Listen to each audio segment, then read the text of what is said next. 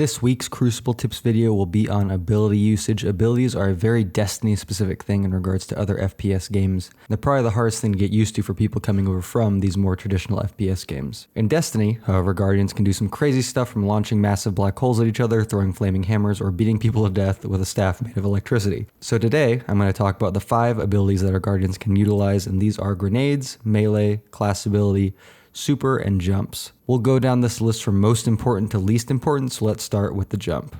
Also, this is going to be a long video, so strap yourselves in. I have timestamps and chapters in this video if you want to skip around to the different topics. But otherwise, let's go ahead and get into it. You may be wondering, why jumping? Why is jumping the most important? Well, jumping is the most important ability because other than gunplay, it is the basis of your neutral game, which is movement.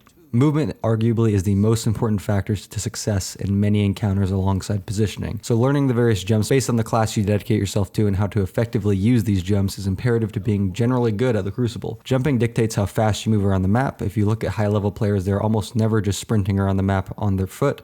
Oftentimes they're in the air floating forwards, jumping, leaping, or charging. The reason for this is if you're in the air, your movement can be unpredictable. Keep in mind, however, you generally don't want to be in the air while firing because it messes up your Guardian's aim. The only caveats to this are if you jump into an encounter and are landing from the jump, not actively using the jump ability, or have an ability like Warlocks with heat rises to float and aim. This advice is very situational, so we'll get into this more in the movement video. But for now, use jumping to transition around the map at speed and position quickly. The best jumps for PvP are the burst glide on Warlocks, the control jump on Hunters, and the strafe lift on Titans. The next point we're getting into is grenades. Grenades are probably tied with clear class abilities as importance, as they're kind of the next most important within your neutral game. Neutral game being anything you're doing when not supered. The grenades in Destiny vary greatly, but come down to things like frag grenades, bolts, AoE and zoning grenades, and sticky grenades. Your frag grenades are your flashbangs, incendiary nades, and suppression nades. You have your bolts. These are your axion bolts, fire bolts, arc bolts. I would lump skip grenades and scatter grenades into this category as well, along with your cold snap grenades. You have your area of effect or zoning grenades. These are your vortex grenades, solar nades, pulse grenades, void wall, thermite, lightning spike, dusk field, and glacier grenades. Finally, you have your sticky grenades. These are your magnet, fusion, and flux grenades. That's a lot of different grenades, so I'm going to give general tips on each category. Your frag grenades are best used offensively as they can bounce off walls and you can ricochet them into rooms. Basically classic frag grenade usage. They aren't as useful defensively as they have a timed explosion rather than them being instantaneous like many of the others. These can obviously be used defensively, but it's just a bit harder and takes good skill with predicting where your enemies are coming from before they arrive. Your bolts are probably the most versatile grenade as they hit people, or as they can hit people around corners, as they activate on point of contact with the surface. They're great for getting people to move out of cover as well, especially if you're using things like the axion bolt, skip, or scatter grenades, as these track onto your targets and follow them rather than hitting them instantaneously. Your cold snap grenades are good for this as well. AoE and zoning nades are almost as versatile as the bolt grenades activating on contact with surface, like them, but they land and sit where they land without tracking onto your target, so your target can move away from them and no longer take damage or the effect that they give. They do damage over time while standing within the area of effect. These are your defensive nades primarily. They're best used for blocking off doorways, slowing your opponent's approach, or locking off areas. Your sticky grenades are kind of, to be honest, a bit of a meme grenade. They definitely have their uses and I would say are best used well paired with a shotgun or a more aggressive loadout. They're purely offensive grenades with very little versatility. They do lightly track targets if you throw them near who you're trying to hit, but generally have niche uses and I would try my best to avoid them if you're trying to win unless you've developed a very specific playstyle around them. Next main topic is your class ability. Your class ability is your Guardian's bread and butter. For Warlock, you have your healing and empowering rifts. Titan, you have your shield walls, and Hunter, you have the dodge.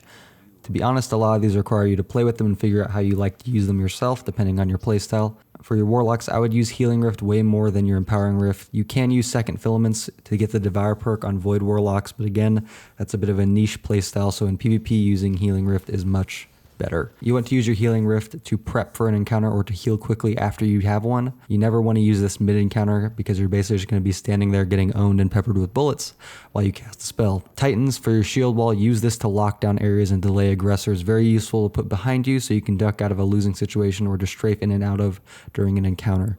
It also does a ton of damage if people pass through it. However, beware of shotgunners. They will slide through your shield and shotgun you in the face, despite the damage they may take, or try to jump over it. So just be ready for that to happen.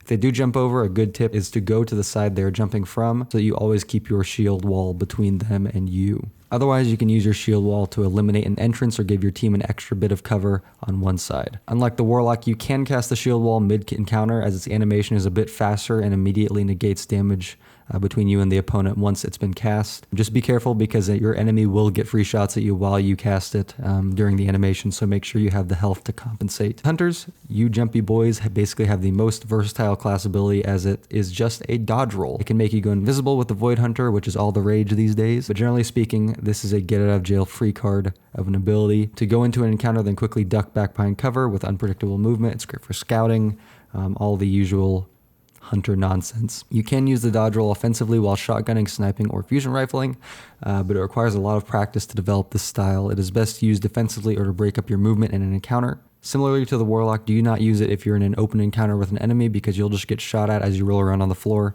especially against a good opponent. The best times to use it are to escape an encounter, to dive into an encounter, or when at extremely close range with an enemy to confuse them. Finally, we come to your supers. There are a variety of different supers in Destiny, but they generally come down to 3 types: roaming, shutdown, and support supers. Roaming supers are supers that let you run around the map getting defeats.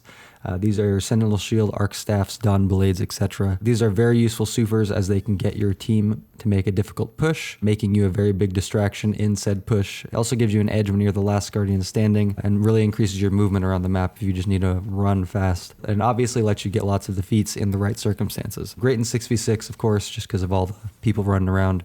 In 3v3, they would take on more of a, I would say, a support role and kind of a distraction-based role. They can even shut down other supers if you get lucky or are skilled enough to do so. Shutdown supers, my favorite type of super, are useful for getting quick, single, or if you're lucky, multi-target defeats. These, however, are best used for shutting down other supers.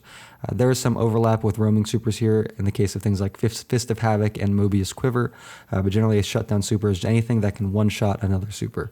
These are very useful in 3s, and I generally recommend you have 1 or 2 people running these types of subclasses or supers in 3s while your 3rd is running a roaming super. The last type of super are support supers. These are situational. These are things like Bubble Titans, Healing Rift Warlocks, and Shadow Shot Hunters. These are best used in 6v6 to lock down points. But beyond that, they're kind of meme playstyles. The Rift Warlock specifically has a very good neutral game, and before Void 3.0, I would have said the same thing for the Bubble Titan and Shadow Shot Hunter, but that has since changed due to Void 3.0. As I said in the Crucible Basics video, there are people that have developed playstyles around these support supers and are very good with them, but this skill requires some creativity on your part, so generally speaking, they are not recommended. The last ability Guardians can utilize is their melee. Finally, we come to the melee ability. The least important, generally speaking. This is a panic button or a quick finish if you get an opponent down to low health. Melee abilities generally deal around 50% damage to an opponent.